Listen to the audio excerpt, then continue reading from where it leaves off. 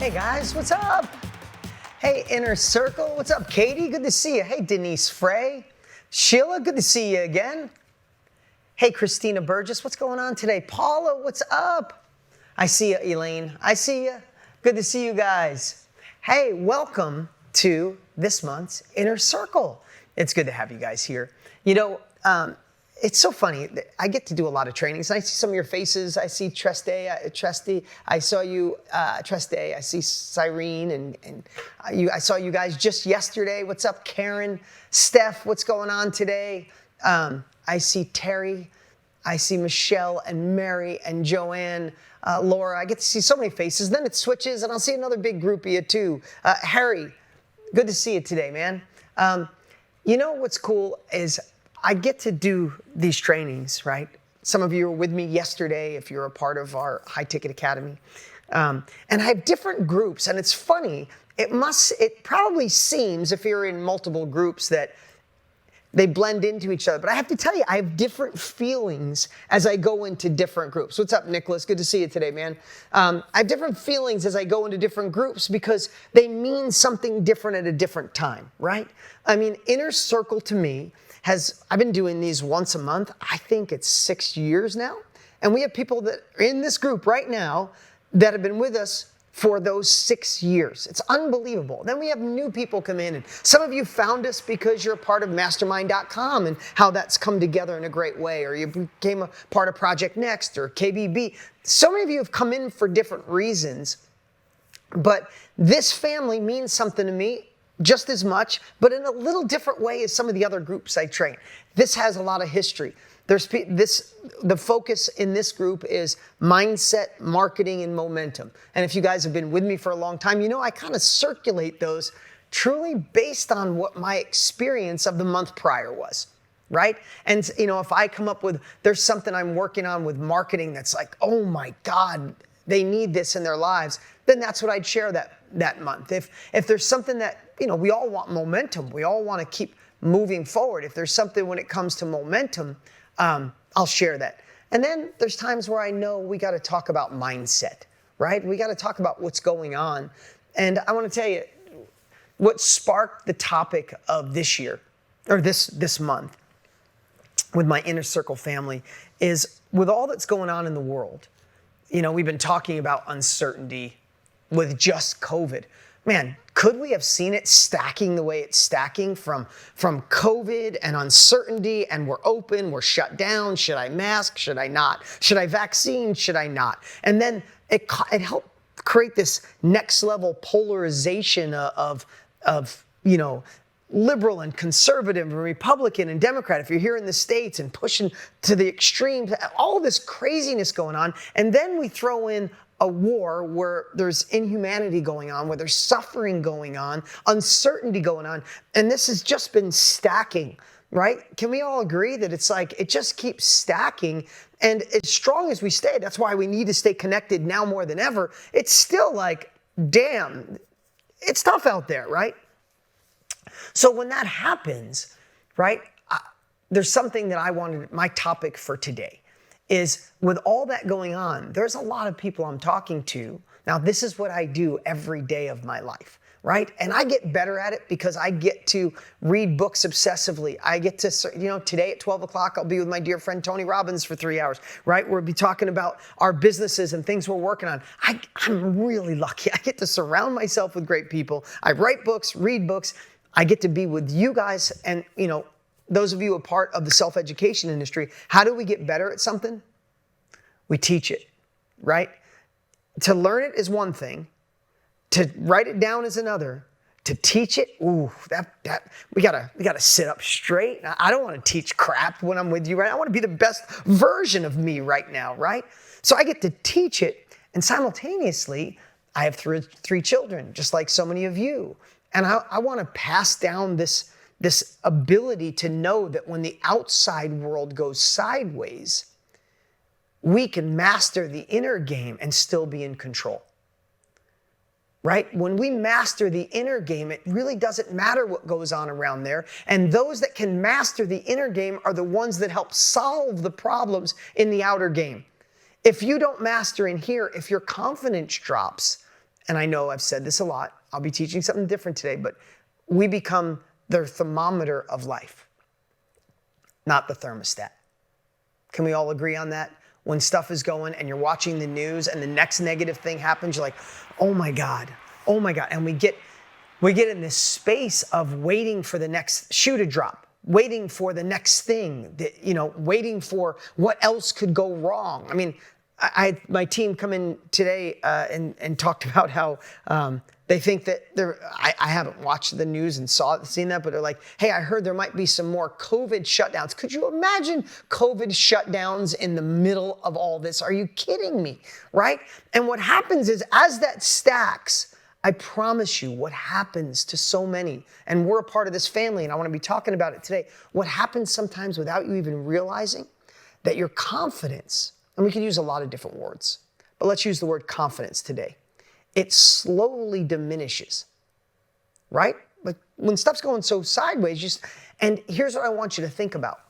Don't think about confidence as a scale of 1 to 10. Like if I have a 1 out of 10, my confidence is low. If I have a 10 out of 10, my confidence is high. I believe if 10 is your max confidence, you're not living into your full potential if you're at a 9. Because let me ask you, have any of you ever had a breakthrough when your confidence was low? Have you ever had a good day when your confidence is low? Have you ever made the sale when your confidence is low? Have you ever convinced your children or your spouse what they should be doing when your confidence is low, right? When your confidence is low, it's more like, I think we should. You question yourself. Let's talk about the byproducts. I'd love to see in the chat right now. This is family. I feel so at home with this family because it's 6 years for me. I know so many of you are new, but it's 6 years for me. Write in the chat. When your confidence is low, what are some of the byproducts of low confidence? When your confidence is low, does anxiety, pain, issues, low energy, right? Self-doubt, sad, self-doubt, worry, sadness. Think about this: sad, low confidence, sadness, quitting, overwhelm, negative thoughts, procrastination, depression. Low confidence to me is the incubator for imposter syndrome. Can we agree on that, right? Your confidence is low, you start saying, ooh, I don't know if I can do this. I've tried in the past and I failed. I procrastinate. Maybe it's not the right time. Look at all the chaos. Maybe I should just sit and wait. So what I want to talk about today is how do we manifest and create confidence so we become the best version of us, that we become unstoppable, that we control, that we make sure that we are the thermostat of life.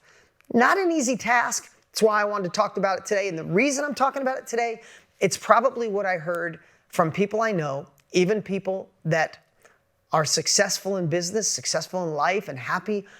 What I've heard more in the last 30 days is people's confidence being down, confidence in our future, confidence on where things are going, confidence in not understanding how to maneuver. And if we're going into winter, which all the experts in the world believe with inflation, stagnation, or all the things that are going and not ending soon, that we're heading into winter, meaning a shift in the economy more than we thought on the heels of, and during a recession, and I'm not a financial expert. I'm not going to predict the future. I'm not an economist. I'm just giving my opinion. If we go into a winter, does everybody starve in winter? Do all businesses go down? Do all people struggle?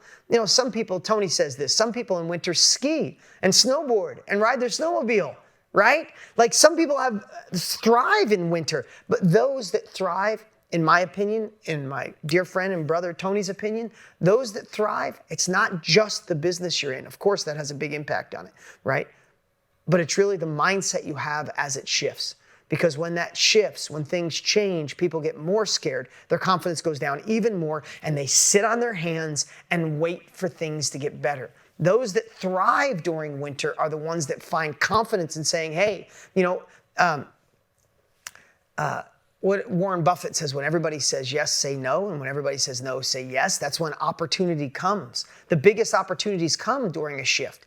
So with all that said, I just, as a family here, I want to I want to say today, I want to talk about the topic of confidence.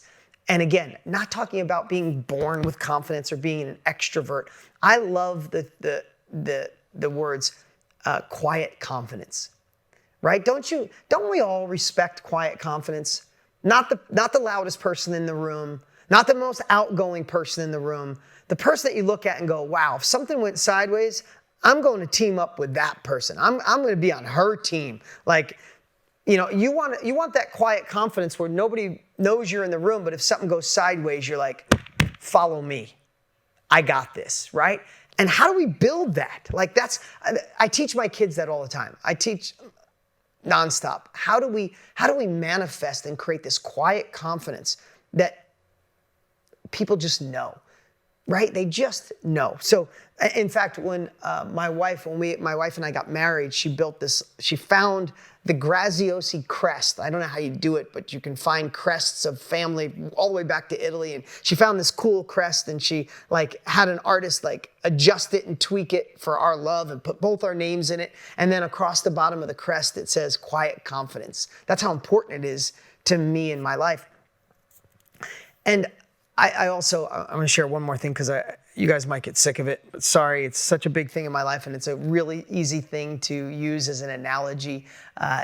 Is my kids playing baseball, and both of them have played since they were little. I want to talk about my son Brody. His game just 2.5 weeks ago.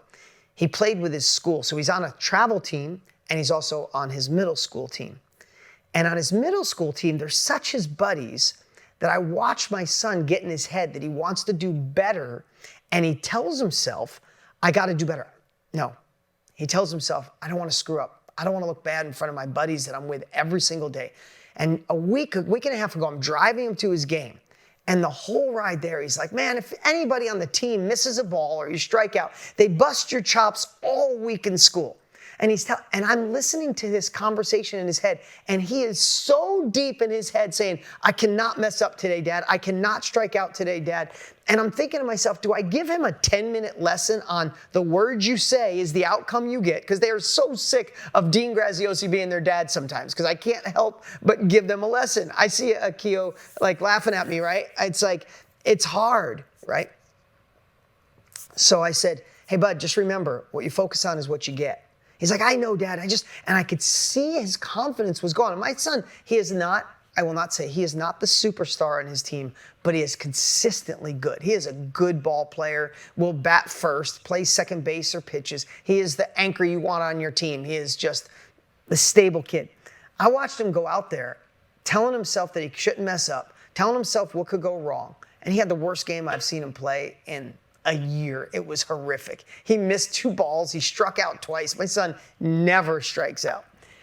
And he got back in the car and he's like, that was a really rough game. And I don't yell at him. I don't make him feel bad. He's already punishing himself, right? And all I said to him, I said, Bud, what was missing in this game? He's like, my confidence. I'm like, I know. I said, dude, are you a badass? He's like, I don't know. I kind of messed up today. I said, you've been playing since you're 4. Either you are just wasting my time because I have to go to 3 games and practices a week, or you're pretty damn good. I said, I didn't want to say this before because you didn't want to hear it, but what about your next game? Before you go, you have a mantra or an incantation of I've been playing for 5 years. I've been playing for 8 years. I'm a badass. I'm good. I can do this. I hope a ball gets hit to me.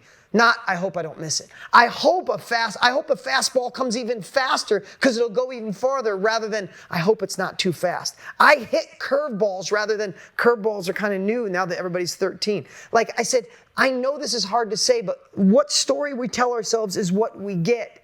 And I just pounded that into his head subtly all week. And 2 days ago, he had the best game ever, and he had a smile, and he was enjoying himself. And when he got done with the game, I said, hey, did you automatically get so much better at baseball? He's like, no. I said, then what the heck was the difference between last week? Because last week you look like a kindergartner. Now you look like a high school player. What's the difference? I said, you didn't do way more practicing. You didn't grow a foot.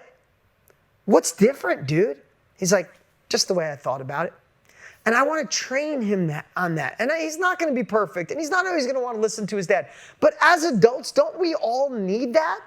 Because it never changes. The day you close the deals, get the girl, get the guy, make it happen, sell your first sale, and the day that you want to hide and you're depressed and feel like an imposter, you are still the same person in both of those days. One, you have evoked the hero within that can do anything, and one, you woke up the villain that lives inside of you that says we're not good enough, we have self-doubt, and we're imposters. Is that true or true?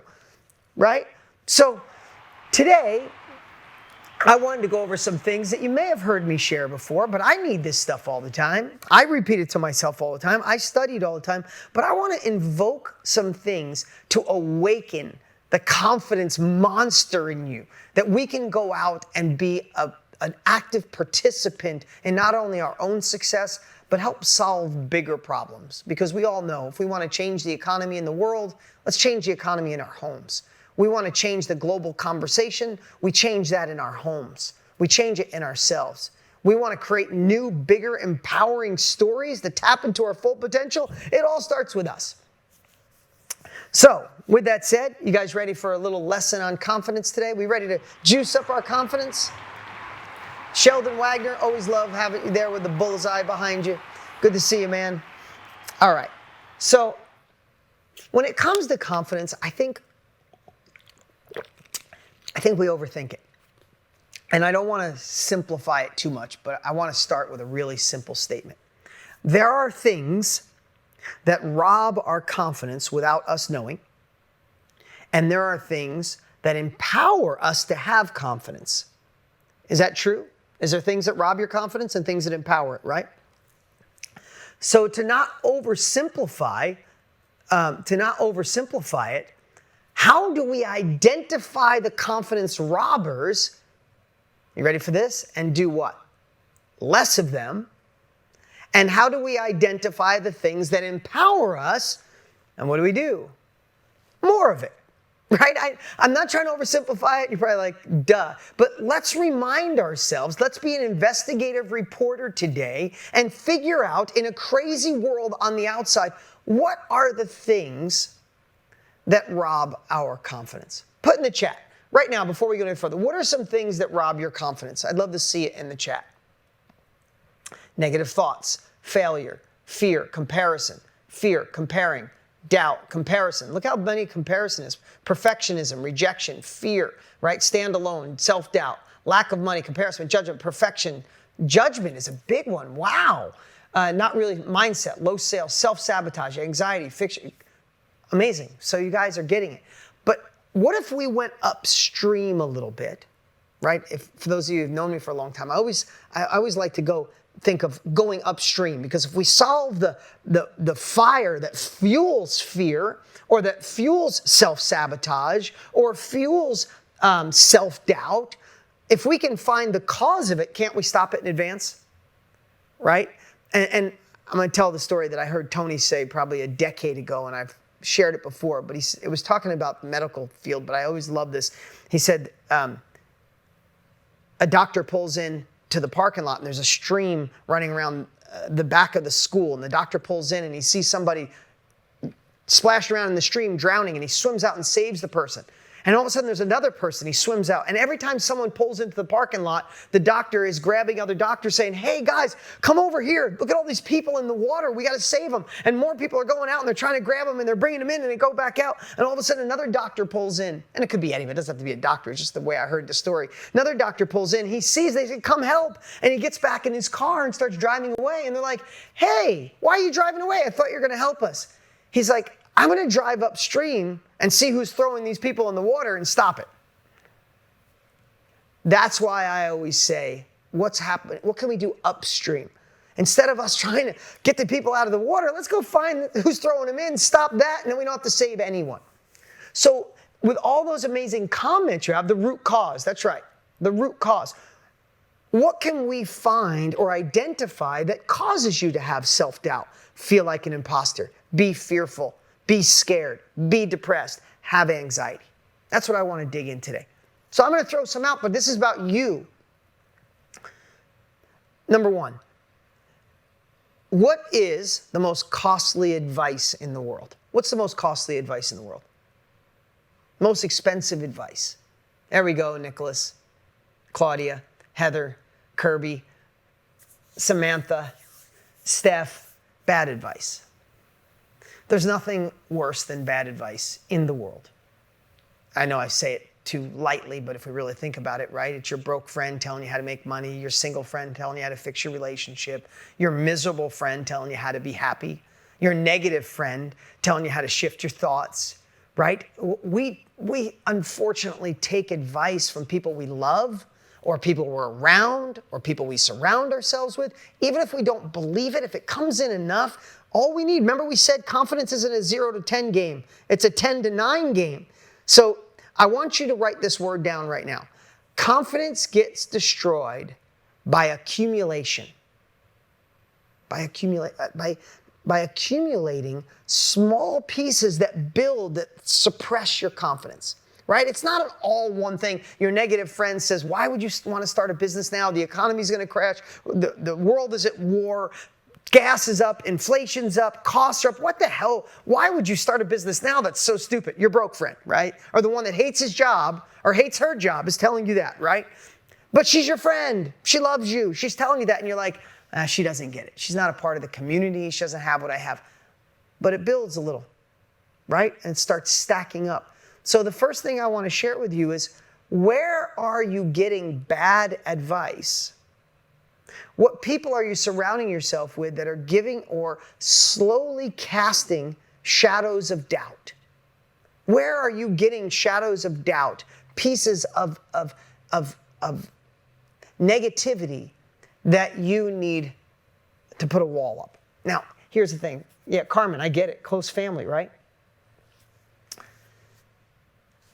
Sometimes the people in your lives sleep next to you at night that are doing this to you. Sometimes it's your parents. Sometimes it's relatives. Sometimes it's your friend. And you can't just boot them out of your life. But I've shared this before. What you're going to have to do is become Teflon. Or you're going to have to even get more creative and find ways to shift the conversation. I'll give you an example. I don't have a large circle of really close friends. I have a small circle of people I love dearly. But I do have one friend since 3rd grade. His name is Ricky. We are the complete opposite human beings. Not more opposite, but isn't it cool to have someone who's been in my life for, 45 years? Ricky can't help himself, and I'll bring him to my events. I brought him to a UPW event, Tony's event. Like, I'll do everything in my power, and it lasts for a while, and then he gets sucked back into his old ways, right? Because you need repetition. That's why I love Inner Circle. We get to be together on a regular basis. It's easy to fall back to old habits, right? But Ricky loves to talk about what could go wrong and the good old days. Neither one of those are part of my life. I don't have the good old days. I have the good future days coming. I focus on tomorrow is going to be, if I'm not a better human, a better dad, a better husband, a better leader, a better teacher, if I'm not better tomorrow, I'm disappointed. I don't want to rely on my high school 11th grade state championship win. I'm not knocking that, but that's not who I am. I'm a bigger future person. I want to be a better version of me tomorrow than I am today. I don't like talking about the good old days. I like reminiscing. And I also don't talk about all the things that could go wrong. There are a lot of things going wrong out there, but let's be the rare kind that finds what's right? Because when you always have an option to focus on what's wrong, but you also have you can also focus on what's right. That's our option, that's our choice, right? So Ricky, to be his friend for 45 years, I didn't want to throw him out of my life. We have history. But here's what I found, is instead of letting him say to me, and he also thinks I'm insane at every level, when I got to $1 million a year, when I got to $5 million a year, $10 million a year, $50 million a year, every level he's like, dude, when is enough? Come on. When is enough? All you do is work your ass off. You got enough money. You could retire. All you do is work. What is it for? He can't see through my eyes. God gave me this desire. I didn't give it to him. So he can't see through my eyes. He doesn't understand me. He thinks I'm insane. So for years, every time I go to another level or start a new business or say, you're nuts. When I bought my plane, oh my God, you bought a plane. Why would you need a plane? I don't need a plane. I want a plane. No one in the world knows I have a plane. You don't see it on my Instagram. I don't do it to brag. I have a badass plane that flies me all over. No one knows. Now you guys know, but I don't even tell anybody I do, right? When I bought 1,000 houses over a 5-year period, he's like, what the hell would you want? So I'm sharing this because I love Ricky and he loves me. In 5th grade, I almost got beat up when I went to a new school. And I met him the year prior. I went to a new school. In 5th grade, here's the truth. Can we just reflect a little bit? I was the smallest kid in school by far, like probably 6 inches under the next shortest kid. And even cooler, you ready for this? My mom did hair. In 5th grade, my mother gave me a perm. Yeah, Andrea, gave me a perm. So now I'm in 5th grade, my hair's a little long. I'm this much shorter than the shortest kid ever. And I have a perm. I didn't reach puberty, not even close. I had a high-pitched voice. I go to a new school, and half the kids are calling me a girl. What's up with you, you little shrimp? Anybody remember the cartoon Rocky and Bullwinkle? Dates me. There was a cartoon, Rocky and Bullwinkle, and Rocky had this high-pitched voice. They were calling me Rocky. It was just a nightmare. But I'm in 5th grade, swear to God, and I'm digressing here. I'm in 5th grade. Jimmy Christiansen, oh my, Christianity. Jimmy Christian, something like that was his name. Always busted my chops. Oh, and one day I'm in 5th grade and I go to leave and he's like kind of confronting me and he's like, you look like a little girl. Why do you have a perm? And I remember saying like, why don't you leave me alone? I said something to him and the kid was going to beat me up. And I remember being in class and he's literally moving desks. I'm hiding. I'm this big. I'm going to get my butt kicked. And Ricky, who I had known for a year prior, came in and it was the first time I had ever seen a real fight. Ricky literally beat this kid up. It was the first time I ever saw a 5th grader. Ricky had him in a headlock and was punching him in the face. I'm like, oh my God, I hate violence. Long story short, that concreted our relationship forever. And he's always looked out for me. The guy loves me. I love him. Anything he needs, I'll do for him, vice versa. So I wanted to tell you how much I care about him. But here's what I know. I can't handle his negativity or tell me what's wrong anymore. And for years, I just accepted it. But I would find myself, because I knew him so long, that I would find a little bit of, well, maybe I shouldn't go to the next level. Maybe I shouldn't go after my dreams. Maybe I did get lucky and this next one's gonna take everything from me. I'm gonna go broke. And I realized one day, oh my God, this guy's getting in my head. So I'm gonna give you, I went way too long on this, but I know it's a big deal because who in here, raise your hand right now or say yes if you have somebody in your life that makes you doubt yourself. Raise your hand or look at this. Oh my God, it's everybody. So here's what I decided to do. I didn't want to throw Ricky away. Now I have to be honest with you, there's some other people that were in my life that weren't that close, that were negative or questioned me, and they're gone. They're gone. I just slowly fade away. They probably don't even know the moment that I faded out of their life, but I'm gone. They're not a part of my life. I'm not a part of those. I wish them well, but I wasn't close enough to deal with it. It's like, I'm out. I'm pulling the exit chute, right? But Ricky, I couldn't do that with him. So here's what I'm so glad Ricky's not listening to this because I love the guy and I wouldn't want him to feel bad. I just found ways to empower what he likes to talk about. So I don't give him the time to tell me I'm crazy. Why am I doing this? Why am I starting a new business? Why am I doing this? He loves to talk about the past. If I want to just have a great conversation with Ricky, I'll see him. I go, remember that time we took the road trip all the way up north, just the two of us, and we drank that bottle of wine on the way? Oh my God, that's all I got to say. He'll spend 2 hours talking about the good old days. It's fine. And then we get done. It's like, oh my God, time's gone. See you, bud. See you next time. I have found ways. I see you laughing, Maddie, right? I found ways to let him talk about the stuff he wants to talk about, and he doesn't have time to get that self-doubt in my head or even talk about it. So I want to tell you, why did I spend so much time? Because it's so important. Here's what I realized. I'm 53. Ricky's 54. He's not changing. I have 2 options.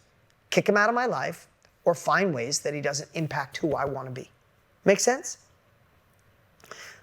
Don't get me wrong. Every time I'm with him, he wants to do the things I do, but he doesn't want to think the way I think. And that's okay. I can love him the way he is, but I'm not letting him climb in here anymore. And you cannot let anyone climb inside your mind. Find a way to deflect, be Teflon, find a new story. You know what I'm talking about, King? Just let them talk about something they want to talk about. If they got something, that they want to talk about, let them have it. And when you're done, you can give them love and move on. Okay, I went a little long on that, but it's great. Bad advice. Number 2, what are the outside influences that affect you to make you go, ugh, or right? I talk about this, you guys know. I've been talking about this for 15 years. I went on a 12-year news diet because what I realized is there's never a time that I watch the news and get done and go, damn, I feel amazing. I feel so empowered. What a great message that was. Every time you watch the news, I don't care if you're a Fox News watcher or a CNN News watcher or MSNBC or you bounce back and forth.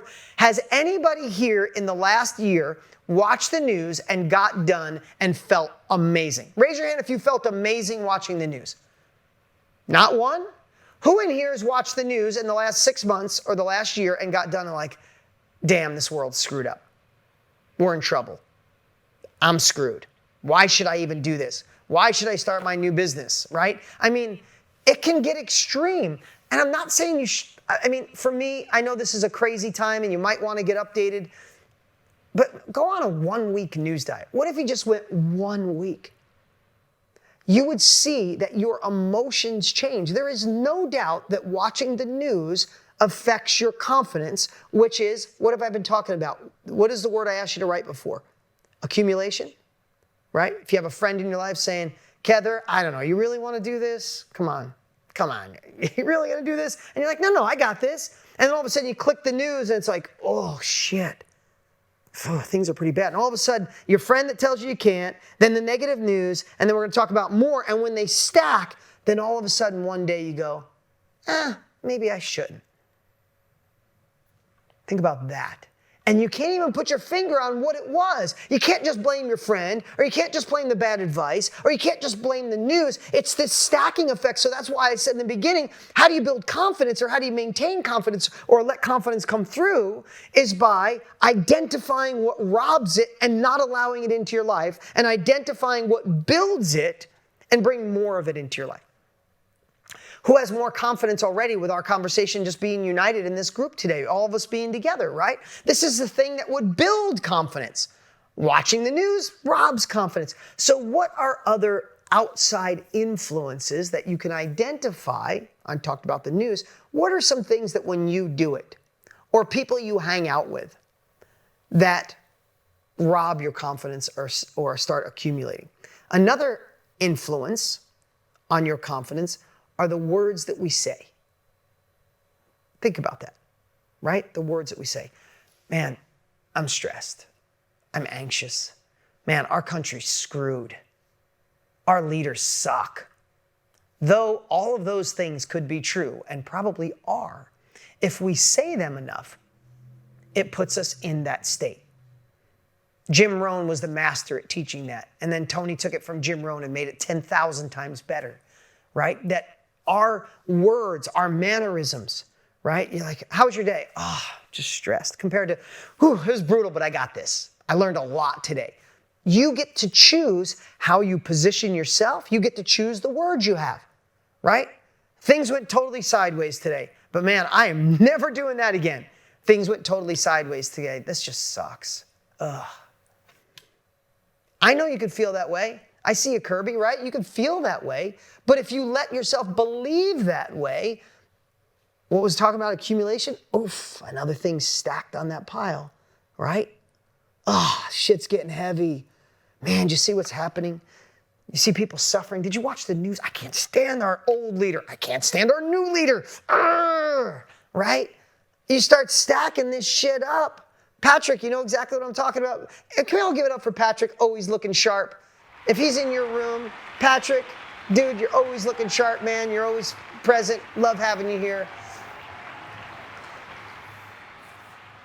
Do you see what I mean about, think about this. Here's what I know. 100% of you, if you live in America, 100% of you have something in common. You could either talk shit, excuse my language, about Donald Trump or talk shit about Joe Biden. 100% of you have that in common here today. Can we all give it up that I don't care which one it is, but I promise you everyone in here is blaming one of them for shit being messed up. Can we agree on that? Right? That's just the way it is. But when you talk about that and the words you used and the outcome that you think they created, does it make you feel empowered? Does it make you feel confident? Does it make you feel like you want to go out and tackle the world? What is that doing for you? Honestly, ask yourself, what is it doing for you by bashing the previous or current president? What's it doing for you? I'm not saying they don't deserve it, by any means. By any means. I wish there was a third person we were talking about, okay? That's my goal. But does it do you anything? Because all I know is when you say it and those words fly out of your mouth, it is at the same time suppressing your confidence. So if that's on your list of robbing and accumulating something that could rob your confidence, what if you just went a whole week and didn't have those discussions? People thought you were weird when they're like, did you see what just happened in the news? It's like, no, I didn't. So how's your day? Imagine just doing it for a week. Samantha, you know what I'm saying? It's like somebody in your life's going to be like, what is wrong with you? Let's talk shit about the current president. No, let's talk shit about the previous president. Like, let's do this. It's like, no, I'm not doing it this week. I'm going to take a break from it. Been doing it pretty long enough. It ain't working. Hey, no matter how much crap we talking, King, has that ever changed anything? Like, if we talk it out, are they making better decisions or are they still making dumb decisions? What's the definition of insanity? Right? What's the definition of insanity? We're all saying, I see you guys mouthing it. Christine, I see you, right? Doing the same thing over and over, expecting different results. Maybe if we talk crap loud enough, they'll actually do a better job. No, that's not the way it is. How do we fix it? We just get better and we command and demand more. That's how we change the world. We change the world. Instead of waiting for them to give it to us, we just change us and make sure they follow who we are. Maybe I'm a dreamer, but that's my belief. So what are these things that we do, that we say, that we act, that we watch, that we listen to, that diminish our confidence?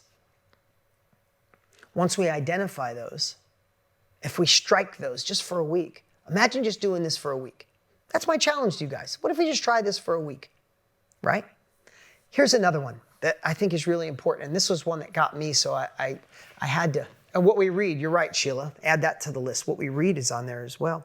I thought this one was really powerful for me because I was trying to, I've done this, obviously you can tell, a lot in my life. And one thing I identified for me is the biggest lie I was ever told. And the biggest lie I was ever told, and most all kids were taught, is to work on your weaknesses. I think that is the dumbest thing I have ever heard in my entire life, is to work on your weaknesses. Why would you work on your weaknesses? You suck at it. Who in here can name something that you're weak at? Right? We all can. And how do you feel when you work on something you're weak at? If you suck at math and you work on math, how do you feel? Do you feel like, I feel amazing not knowing one thing about algebra? Yay! No, you're like, I suck. I don't even know algebra. My kids are in 7th and 9th grade. Can I be honest with you? I can't do either of their math. I can't. My daughter needs help in math. I sat down last night and I watched what she's doing. I have zero clue. I even went in the other room. I went in my home office and I YouTubed it and said, I'm going to watch YouTube. I'm going to figure it out. And then I'm going to go help my daughter. I watched them training it on YouTube. I'm like, why would I? No, I'm not. I can't. I'm not. I just can't. Right?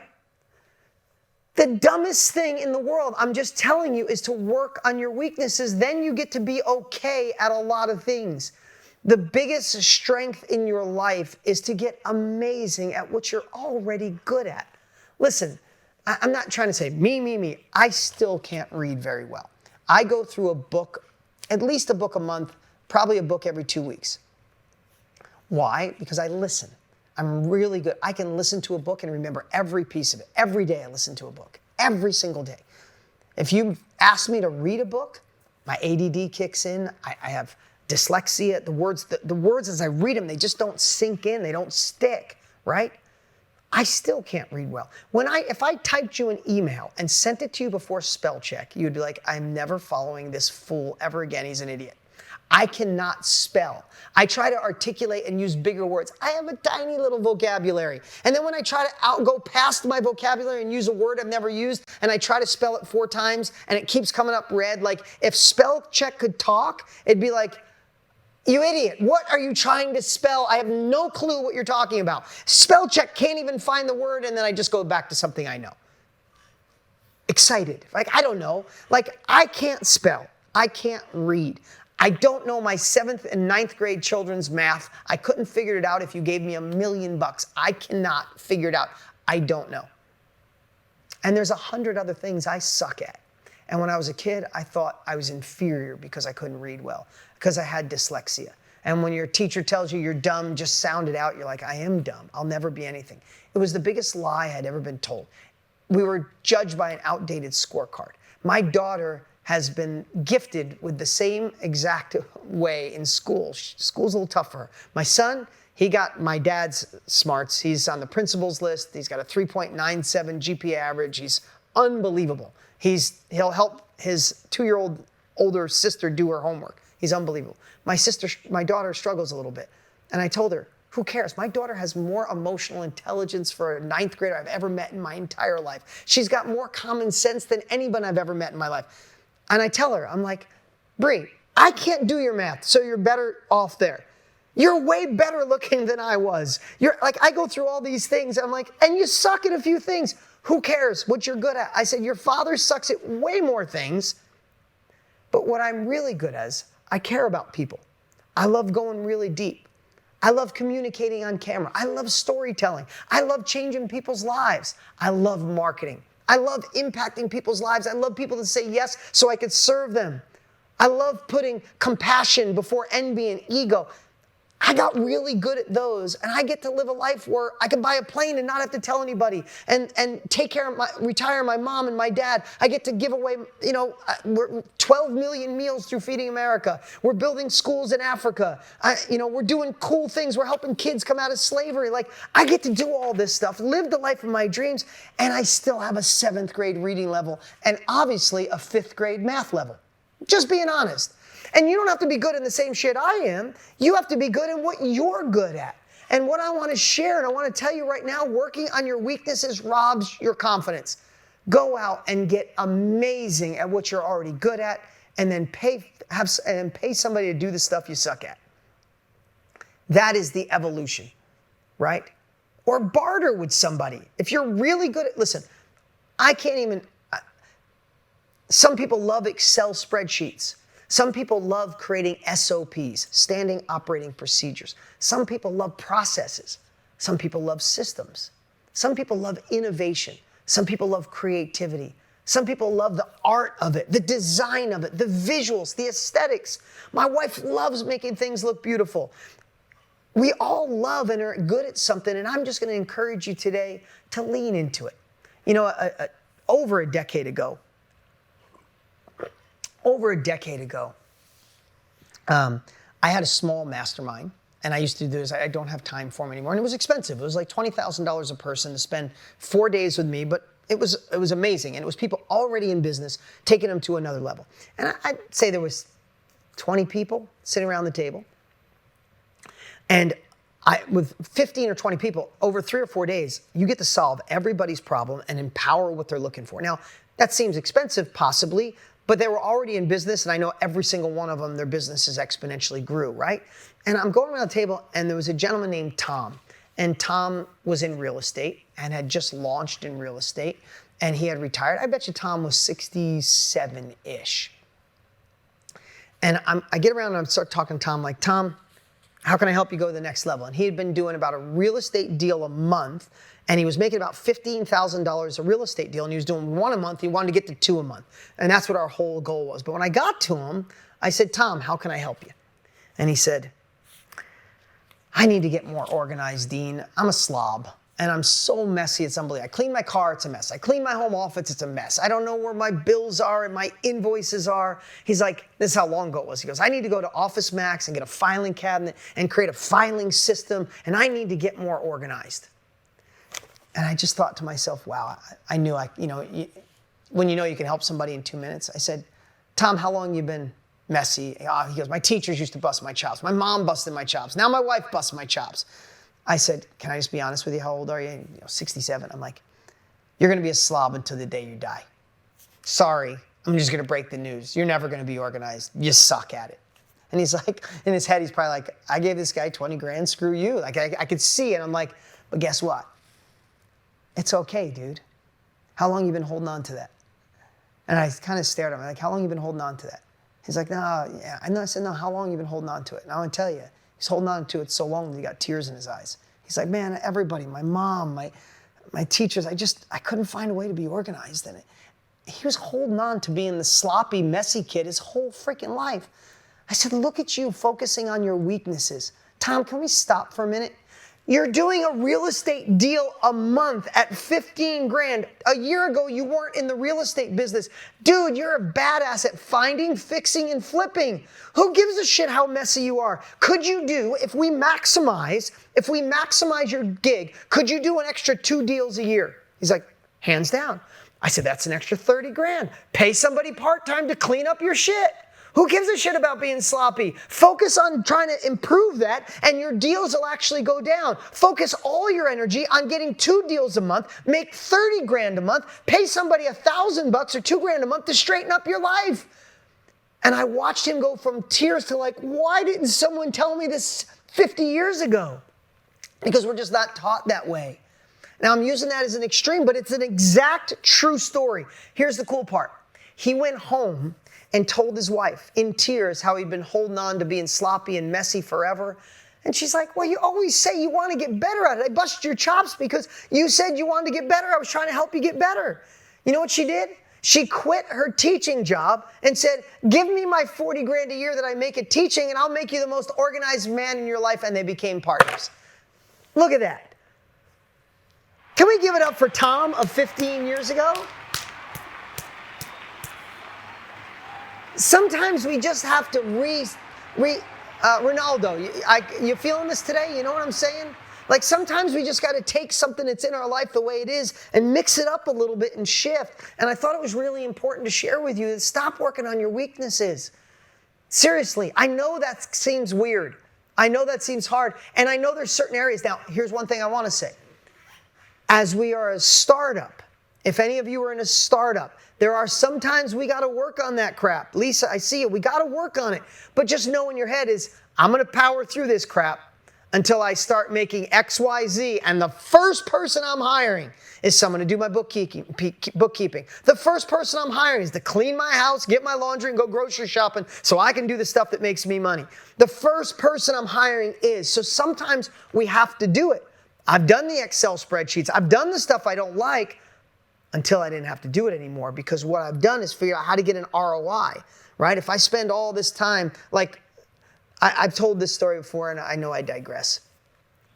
But the first time my mom came out to my house in Arizona, she came out to my house. Now you understand, my mom grew up with next to nothing. I support my mom, I take care of my mom, but my mom and I haven't lived with my mother since I was 11 years old. When I was 11, I moved in with my dad. She moved to Virginia. I lived in New York. Love my mom. She's amazing. But I only saw her a couple times a year most of my life, 3-4 times a year, from 11 until today, right? And she's one of the sweetest women in the world. I love her to death. Long story short, she comes out to my house in Virginia. And my mom's still old school, right? Got to do it yourself. And my mom, thank God, I retired my mom when I was 27. I've been giving her a check every week since I was 27 years old. And I love that I've been able to do that for her. So my mom comes to my house before I gave her this lesson I want to give you. And while she's there, she said something about, there was a couple light bulbs out in one of the halls in my house. And she's like, baby, do you have light bulbs? Do you have a ladder? You gonna go change those light bulbs? I'm like, no, I'll just call I got a concierge service that does all that. And you gotta understand something. I built houses. I know how to build a house. I fix cars. I know how to do all that stuff. I drove a bulldozer, a backhoe. I was a tow truck driver. I know how to do all of it. But I've learned this valuable lesson. So I said that to her. She didn't say anything. She's like, oh, concierge for your house. Nice. Like, she kind of busted my chops and walked away. So then the next day, she said, babe, when I see your garbage bins are filled. This is a true story. She said, your garbage bins are filled. You know how anybody else live in a place where you got to drag your garbage bins out to the street 1 or 2 days a week, right? So my mom says to me, hey, what day do your garbage bins come? Because you're going to want to drag them out. I'm like, I don't know. She's like, what do you mean you don't know? You've lived in this house a year. When do you take your garbage out? I'm like, never have. She says, what do you mean you never have? I'm like, I would never take my garbage out. Why would I? And I was kind of grinding her a little bit. She's like, you don't change your own light bulbs? You don't take your garbage out? I said, yep. And we also have someone at grocery shops and cleans the house, picks up our dry cleaning. She's like, oh my God, Dean, we should talk. I said, we should, Mom. We should. And I sat down with her and I showed her what I was working on. And I was working on a book at the time and a campaign. I'm like, when I spend an hour creating this campaign, the last campaign we did like this generated $2.5 million or whatever it was, I remember. So if you do the math on this campaign, it makes me X amount per hour. So let me ask you, Mom, the guy that takes out our garbages and cleans the house and does the lawnscaping outside, the girl that cleans our house and does our laundry and does that, and I said, you figure out, they average about $20 an hour. 20 bucks an hour to do those works. If I change the light bulb, do that, that's 4 hours over a weekend. At the time, I think I was like $10,000 an hour I could make working on this campaign or whatever it was. I said, even if they did that and I could make 50 bucks an hour and it cost me 20, should I be doing the 20 or should I be doing the stuff that makes me $50 an hour? And she's like, well, I never looked at it like that. I said, but I've been doing this a long time now, Mom. My hour of dedicated focus could make me $1,000 an hour, $5,000 an hour, maybe even $10,000 an hour. So Mom, if you look at a simple return on investment, ROI, Steph, if you look at a simple return on investment, should I be cleaning my house, mowing my lawn, taking out my garbage, changing lights, or should I spend that focus finishing this book or finishing this campaign or this course? And at the time I owned, 1,000 real estate deals. Should I buy and flip another piece of real estate? Should I write more in my book? Should I work on this campaign or this course? Or should I be outside for 4 hours on a Saturday mowing my lawn when they do it for 60 bucks a week? Which one do you think, Mom? And my mom, she was like perplexed. She's like, how did you learn to think this way? I'm like, I don't know, but I'm blessed that I do. And I want you to think about that in your life. And it doesn't mean you can do it today, because when I started, I want you to hear me. I never had money. I never had anybody believe in me. I used credit card money. In the beginning, I had to do a lot of it myself, but I learned really in short term, it's like, I'm going to write a book, but I need to hire an editor. So what can I go do to make money so I can do in my unique ability so I can hire an editor and make me look better? And I want you to think about, if you take nothing else away from today, how can you start getting an ROI on your time? Think about, what would it cost to get someone to clean your house, do your laundry, go grocery shopping for you? I'd love for you to figure that out right now. And think if you had somebody do that and they spent 15 hours a week at your place and they were 20 bucks an hour. Say that's 300 bucks a week. Sounds like a lot. But as you move forward, if all of that time that you use, that you clean your room, clean your house, do your laundry, go grocery shopping, a couple other things, what if it bought you 15 hours? And if you focused on your unique ability, the thing that can launch your business, scale your business, get you more checks, there's going to be a time when you say 15 hours could make me 1,500 bucks or 15,000 bucks or 500 bucks. And that same 15 hours over here, taking that off my plate, and I don't like cleaning my house, doing the laundry, and going grocery shopping anyway, could cost me 300. At the time that cost of, you hear what I'm saying, Laura? I see you feeling this here, right? If that 300 bucks could make you 400 bucks, do it. Because then all of a sudden that 15 hours will turn into 500 and 700, and you'll be focused and diligent. And all of a sudden there'll be a time where you go, what else can I take off my plate? What else can I stop doing?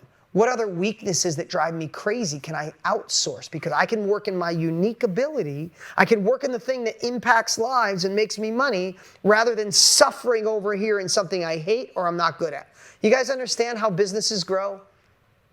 You know, there's that the rich get richer. I kind of hate that because it's kind of got a negative association to it. But what people that become successful that I see realize is that we can empower other people. I get to hire someone to clean my house. I get to hire someone to mow the lawn and do landscaping. I get to hire someone to be a personal assistant. I get to work on what I'm good at. And I have people I hate creating standing operating procedures and processes and systems. I have team members in there that they love it. It is their, Steph, maybe you like it. I have team members, their whole life is creating processes and systems. When they get done with it, they're like, oh my God, look at what we created for you. I'm like, I would shoot myself if I had to do that. I would literally shoot myself. Like, it is painful to think about sitting down and documenting step 1, step 2. I just want to go do it. I just want, turn on the camera. I got this, right? But that's what I love to do. I love coming here and being spontaneous. I had a whole bunch of notes. I don't think I did half of my notes today because I feel I'm in flow. I want to share what you need. I get to do what I do. But there's a team member that put a process and a system and sent you an email and got you here and got the Zoom up and got the accounting up and got the chat up because I'm working in my unique ability. You guys feeling that? And how would it feel if you could empower someone and pay someone to do what they love so you can do what you love? Anyway, I didn't plan on going that deep on that, but I just really want people to understand it because, again, my mom's first impression was, must be nice to pay someone to change your light bulbs and take out your garbage. And when she was done, she said, literally her words were, why isn't everybody taught that? Like, I know, Mom. I'm trying. I'm doing my best. I'm teaching as many people as I possibly can, Mom. So I wanted to share that with you. Lastly, I'd love to give you this challenge for yourself in a time where there's a lot of craziness out there. I'd love to challenge you guys, and you may have heard me say this before. I would love to challenge you to take your journal over the next day or two and write down what's cool about you. 5 to 10 things that's cool about you. Something you're good at and you love. Something could be being a mom, could be being a spouse, could be the work that you do, the heart that you have, the empathy that you have, the caring that you give. You're a good listener. You're good at processes. You're good at art. You're good at innovation. You're an innovator. You're a creator. Or no, you're process driven. You're an integrator. You're an implementer. You get shit done. You're the best project manager in the world, or you're the best at creating the project that someone else can manage, right?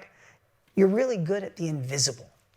You're really good at doing the things that nobody even knows that you do to keep your family together, keep your business together, keep your friends together.